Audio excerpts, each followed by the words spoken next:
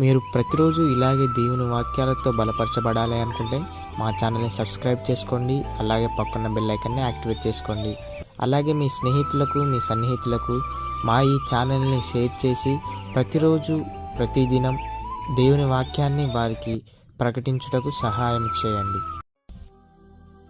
దేవుని బిడ్డలందరికీ నా హృదయపూర్వక వందనాలు. ఉదయకాలం దేవుని ఒక వాగ్దానం ధ్యానం చేసుకుందాము. మొదటి సమూయేలు గ్రంథం 2వ అధ్యాయం 9వ వచనము. తన భక్తుల పాదములు త్రుట్టిల్లకుండా ఆయన వారిని కాపాడును. దేవుడు ఒక వాగ్దానం మన పట్ల చేస్తున్నాడు. అనుక్షణం దేవుడు మనల్ని కాపాడే దేవుడుగా ఉంటున్నాడు.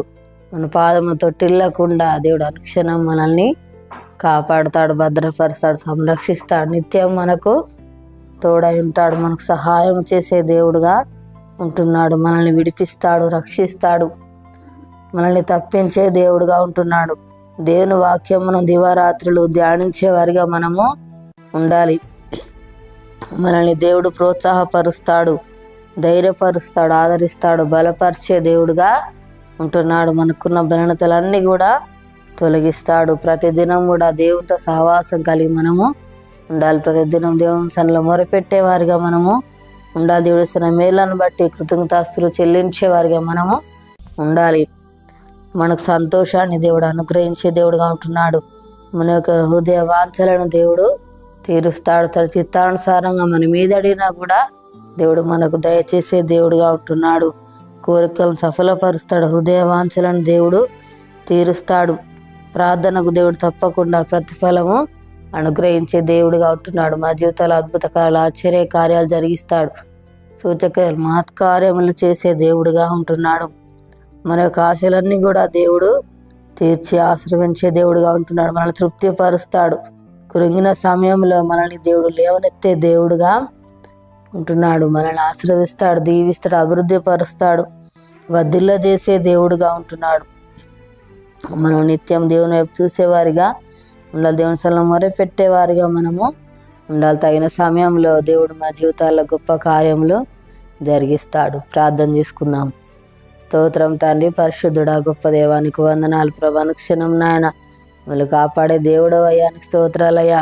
మా పాదములు ప్రభా అయా త్రుట్టిల్లకుండా ప్రభా కాపాడువాడవుతానికి స్తోత్రాలు నాయన. అయ్యానికి వందనాలు ప్రభా.